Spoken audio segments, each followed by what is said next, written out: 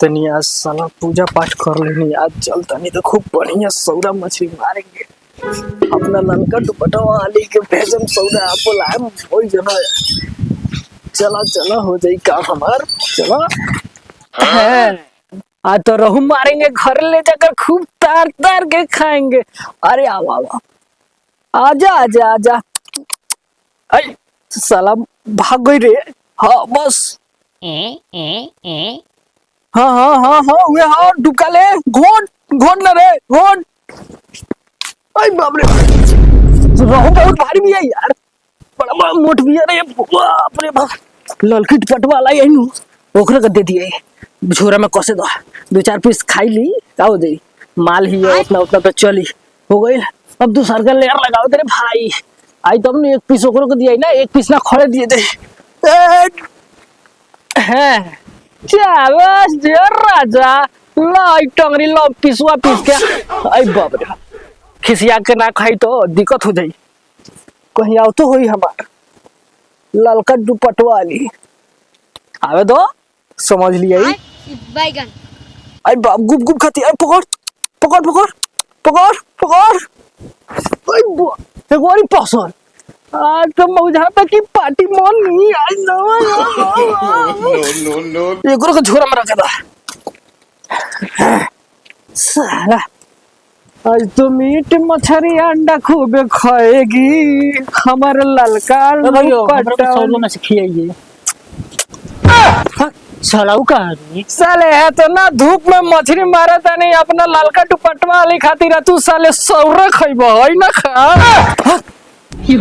साला से ना देवा। हां ना देवा तू अपन मेहरारू खूब गोप गोप खइया जा। साला भाग भाग साले मछली मारे के बा हमरा ना देवा मल्ला से ना देवा भाग भाग। आई बार रे भाईओ बड़का पकड़ाइल बिया रे। आओ आओ आओ ढुकी का घर में ना ना हाल हम माल से भेंट करे। चल तनी आज हमर राजा जी आज मछली मार तो कम नहर पर आज बुझाता आज हमरो मिली। आ सौरा ना दियन ता चेरंगा लाम ना लेम हम। वो ढेर लोग जाए की छोड़ दी। चल तनी लार से देखले जौन होई जौन देखले। राजा जी कहो हमरो मिली का होई में से। हाँ हाँ करे जा कहे ना आ गइल बाड़ू तहार तो सब हिस्से ही में बा। अब अब लगे मारल जाई दोनों जाने मछली चेरंगा। अब आर मछली ना ले ता चेरंगा लाम ना ले। आए ई का कहत रू सब धन तो हरे नु बा। आवा अब बैठ के मछली मारल जाई। आवा आवा बैठो काय लेट कर देलू। लेट हो गइल आज। लेट हो गइल खो जान तो झोरा में 3-4 गो सौरा मार के रखले बनी लौ से लेके चल जइयो ठीक बा। आ इतना हार्ड बात काहे कहलू हमरा कबो कबो खीस बढ़ जाला। सुन ना ललका दुपट्टा तहार बड़ा जमेला बस सही में एकरा के कबो फेकिए मत। जब किनाई नु तो ललके दुपट्टा किनाई ठीक बा बुझाता उस साला कोनो देखत का। एगो काम करो हां उस साला के चल जाए दो ठीक बा। ओकरा बाद तू मछली लेके जाइए ना तो आई रहला साला मछली मांगे कहता मछली ना दबा जानू तो दोनों मर्द मेहरा मिल के खइया जा समझ लू। एबरा तू काम कर लो एबरा चल जा तो जा होने झड़िया में लुका जी हम आवत नहीं जाई लू। हां हां जा आओ तो बुझाता साला तू जाके लुका जा। हे जा आई बा हमरा बेरे कहत सौरा मछली रखे आ ओकरे के देत रह मछली। चलते नी गांव में पूरा हल्ला करे प्रचार हो जाई गांव में। चलते नी प्रचार करे पूरा गांव। ए हौ देखो भागला से हो जाए रुक ना होई कुछ ना होई भागला से।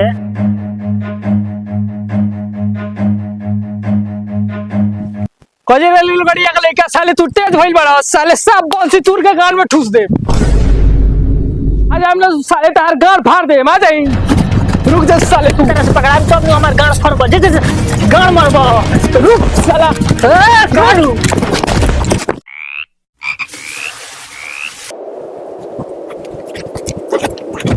आज बाप रे बा आज पकड़ा गुरती तो साला गाल मार ले था। बोलम चल सौरा मछली ना खा हम ना कम सौरा मछली। अरे यार मछली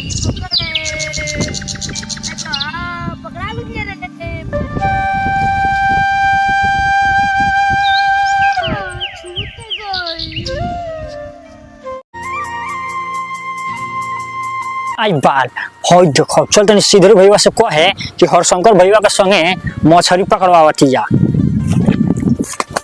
सीधे भैया एगो बात कही बोल ना विकासवा है ना खिसिया जीबो हमरा में से सबके डरा जाला ना मन बतला सुनो तो सुनावा देखनी है तेरा बहिनिया के हरिशंकरा के संगे साला एकरा पता बा एकनी के बारे में साला बोल रहा हमरा सुनते घर में रे साला देखनी है तेरा बहिनिया के हरिशंकरा के संगे मछली पकड़ो ए साला सब बर्दाश्त बा मछली के बारे में कहले तो मछली काट तोरे घरे हो तो ठीक बा सीधे भैया चलो दा हमरा के अभी गाय दूहे के बा क्या सॉरी कुछ को तरी बोल ना राधा तारा बस का रोग नहीं खे बाप रे बाप हम चलो बड़ा कस के मैदान लगल बारी बहन चल रे और मैदान को चल बा रुक रुक रुक ना हमरा हमले प्रेशर प्रॉब्लम बा रुक जल्दी बात करे रुक आओ साला जरूरी है बात आओ जल्दी जल्दी आओ जल्दी साले को अपने प्रेशर प्रॉब्लम तू साले ठेला तो ठेला तो की चल साला जरूरी पहले बात बतिया बात में सुनम हम बोल चिंटुआ मंटू को साला बारात में बड़ी हूं कइल बरसो तू का ठीक है रे कुलो कोई लगा हो बटन रोड पर चला चलो यो पूरा रोड पर चला चलो अरे बाप रे बाप चल मैदान करे चलो होने दो चलो निकल रे आधा घंटे से बोल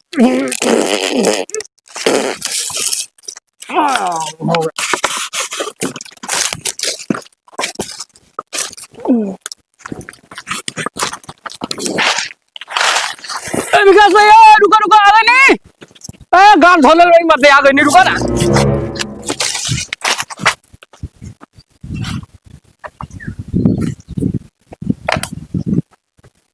ए बाबू रुक रुक रुक हम गान धो के आवता नहीं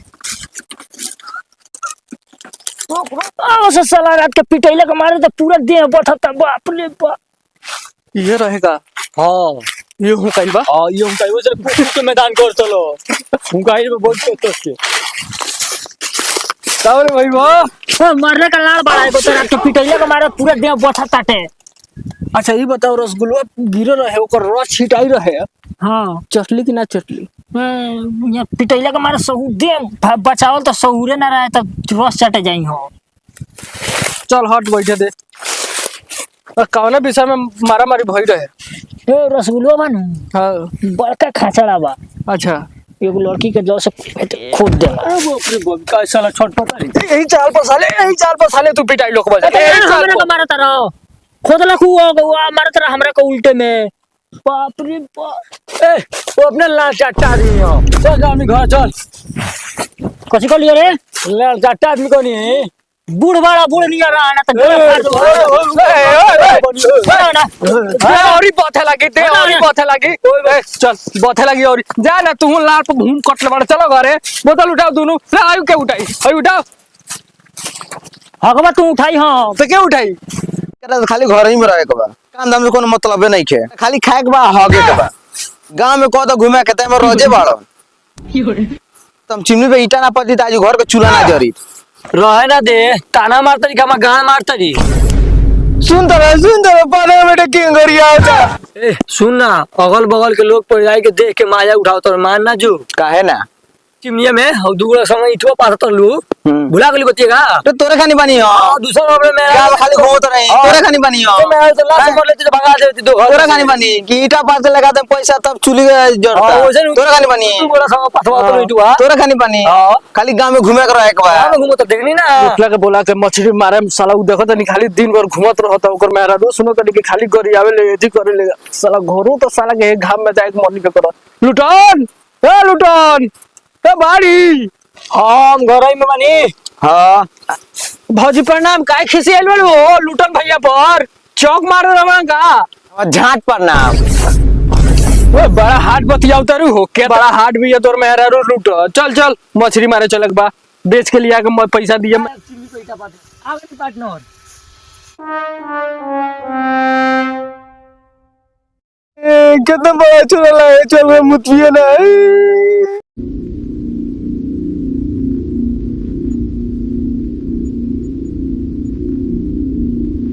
ए विकासवा आज भैया। काट दो बकनी के साला सम के। हाँ भैया चल काट दे हलाई चल हम हुमचा दे ए विकासवा काजे उच्चे बे। चल के हुमचा के मारल आई अच्छे कोई के चल हुमचै नहीं हां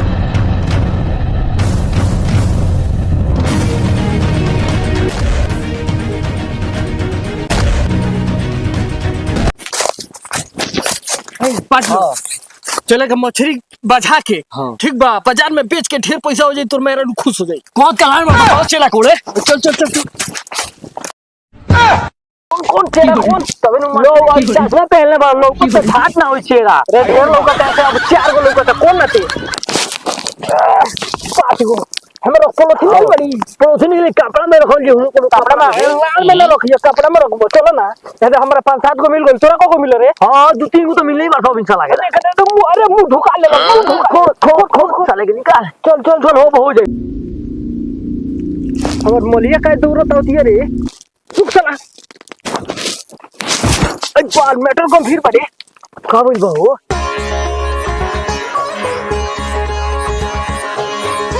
तू गड्ढा गुड्ढा चेहरा के चक्कर में चश्मा लगा के देखम तो पता चली आई मालिया आ गई कब हुई को टेंशन लेला कोनो गरज नहीं का बड़ो ए मछली मारे चले गेलो कहीं मेहरारू के चुमा जाती कर गेलो आज तो मछली ना चली तो हमर मेहरारू मारे गाड़ फाड़ दी मैटर एकदम सब गंभीर चलता ढेर बतिलो तो तार गाड़ मार रहल कोई चिंता मत करो कौनो साला कुछ करी ओकरा खातिर सलट लल जाई साला ते हमर पार्टनर ना ई साला हमरा कारी से ना लड़बे ते ए लोड़ हम बोले हमार मेहरारू मार के गाड़ फाड़ दी पहले तो गाड़ भाई सिया जाई साला ना तो फेमकल चुका के साथ जाई मगर ई मैटर भारी भारी देख हमर जाने मन रोती है ललका दुपट्टा वाला समाज बात के का बोल का तरसन का हां इस साला हम काचे देखो तनी रे आ बैगन साला आ गेलो सब ते व्यवस्था कर तू एजन बैठ समाज में हमेशा गिरला उठा साला जालिम में तेरा का ऐसे का झाड़ टुकड़ी ना खोल बढ़िया खोले हाय हाय गलो खाली आई मुत पेना संग पानी से मारे हां ऐसे तक है हम कुछ रुकम नवीन का हो हम संजय जी देखनी है का लाड़े जाता एगो तो हम दूसरे के टेंशन के मारे हम परेशान बानी तो मुतियनो नहीं गइलो अब तो निकर काय देखो रे अरे बाप रे बाप सिद्धर भैया पानी अब जोहर हो गई बा जमा दे इस साला के। अब ये ललका दुपट्टा का हमारा शान हवन भैया हमनी के एक साथ रहे थे ए सिदरिया ठीक नहीं को एक दरिया लाल दुपट्टा मार दे। राजा जी ललका दुपट्टा का कसम बाटे रहुआ जागी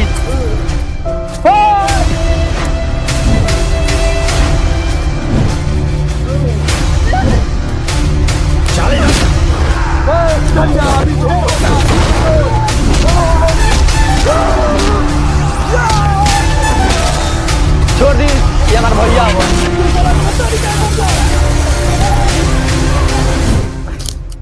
मेरा कहला मैं तेरा भाई के छोड़ते नहीं है ना तो अब ले जान ले हथियार बहुत ठीक है जाएगी